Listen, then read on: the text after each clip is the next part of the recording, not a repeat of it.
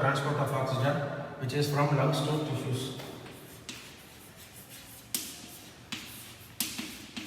Yeah, before entering into the topic, the main thing which I want to tell is the transport of oxygen is mainly based upon partial pressure of oxygen, which is PO2. Any gas, but whenever any gas is being transported, it is from higher partial pressure to lower partial pressure. So this is how the transport of gases takes place, from higher partial pressure to lower partial pressure. Before that, what is partial pressure? So the partial pressure of a gas is nothing but the pressure exerted by that particular gas of all the available gases. So this is the main concept. Partial pressure is the pressure, for example, the partial pressure of oxygen is the pressure exerted by oxygen of all the gases available in that particular space. So I will tell you about the partial pressure taking place. For example, you know the atmospheric pressure or the pressure at sea level.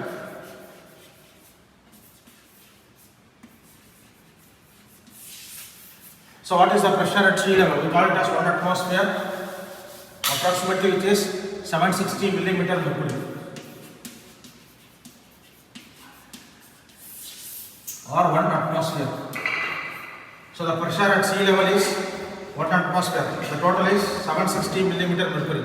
Of that 760 millimeter mercury, approximately 20.1% is oxygen. So now what will be the partial pressure of oxygen at sea level, which will be 20% of the 760, which comes to approximately 159. So what I have told now is partial pressure of oxygen at sea level or the normal atmospheric space where we are living. The partial pressure at sea level or at ground level is 159. So now we will go back to the transport of oxygen. So now we have understood the partial pressure of oxygen is 159, which is now going to enter into our respiratory tract. Now from here we have to be very careful.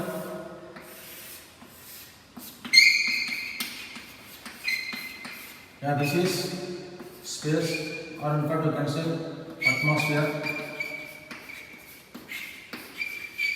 So just concentrate, this is a very important point. So atmospheric partial pressure of oxygen is 159. We calculated it. Out of 760, 20% is 159. Now this is alveoli, where the oxygen is going to enter. Alveoli, the partial pressure is 104. Just note it down. So what will happen? Whether the oxygen, as I mentioned, oxygen will always come from higher pressure to lower pressure. PO2 at atmosphere is 159 millimeter mercury. So whenever I mention number, it is millimeter mercury. PO2 of alveoli is 104. Now again the question arises, why it is 159 here, why in the alveoli it is 104? The reason is, when it is traveling, it has to travel via various mucus secretions, ciliary secretions, even ciliary epithelia secretions, and in fact water vapor, which is one of the important moisturizer, which is around 47 millimeter mercury, usually the CO2 of water vapor. Leave that. So what happens when the air enters, or oxygen in fact? So when the oxygen enters from the atmosphere into the alveoli, it is being moisturized. If you forget, you just remember the oxygen is getting moisturized through all these secretions before it enters into the alveoli. So as the oxygen gets moisturized, what happens? The partial pressure decreases. So from 159, it comes to 104. So the PO2 or the oxygen, when it enters the alveoli, it is 104. Now we go to the next step. I am going to draw a capillary.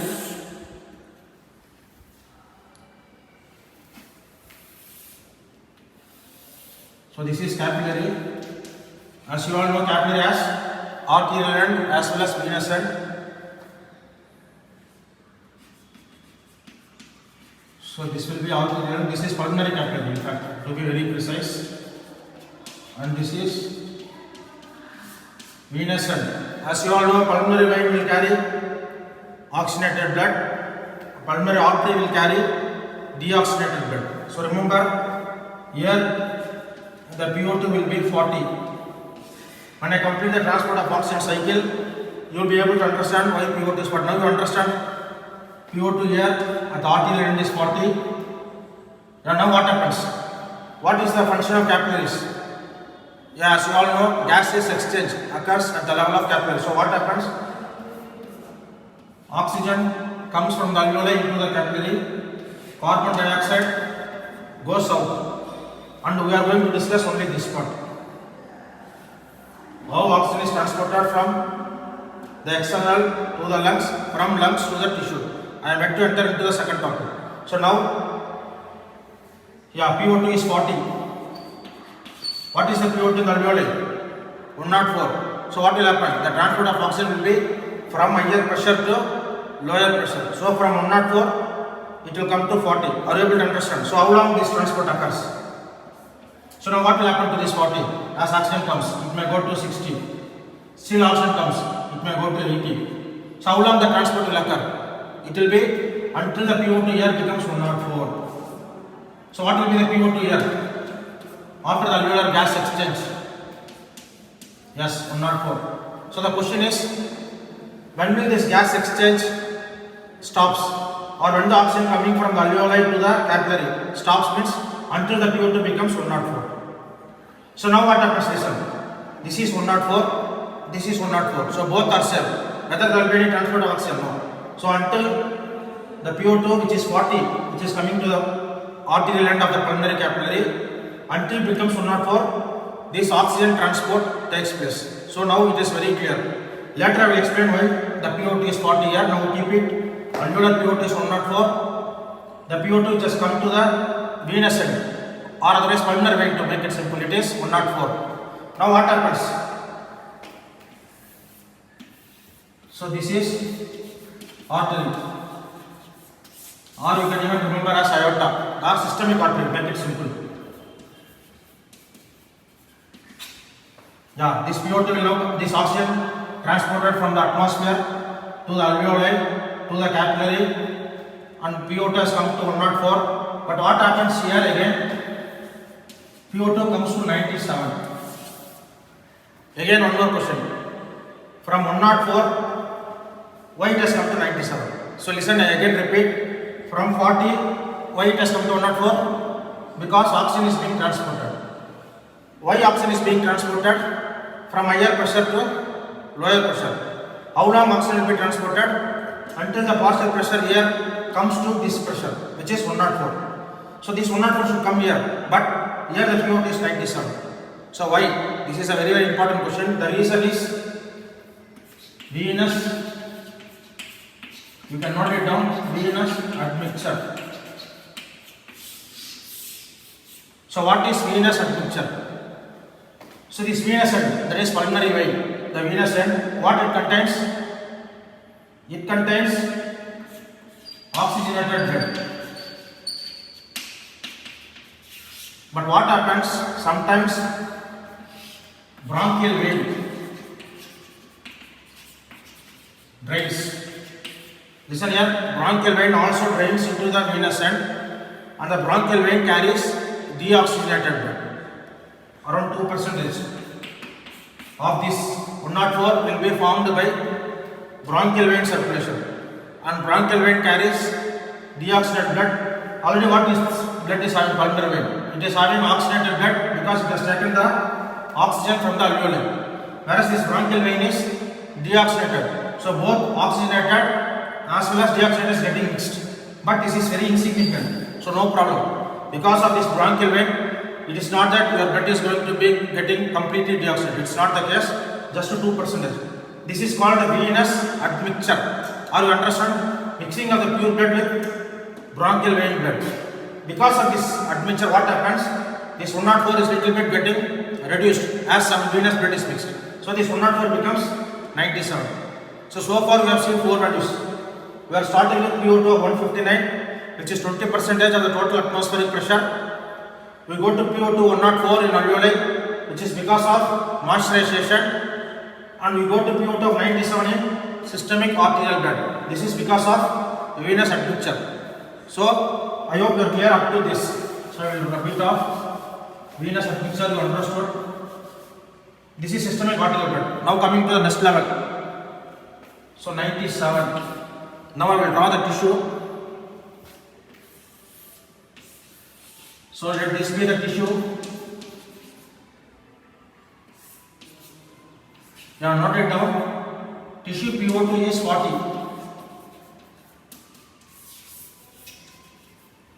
Again this question will be asked. Why tissue PO2 is very less, 40? The answer is tissues will utilize oxygen. So just remember, what is the function of tissues or what tissues require? Tissues require energy which is consumed in the form of oxygen. So why tissue PO2 is 40? Because oxygen is consumed by the tissues. So whenever oxygen is consumed, what will be the partial pressure? It will be less. When oxygen is more, the partial pressure will be more. When oxygen is less, the partial pressure will be less. That is a simple concept. If they ask why tissue PO2 is 40, because the tissues replace oxygen. I will just draw the diagram. See,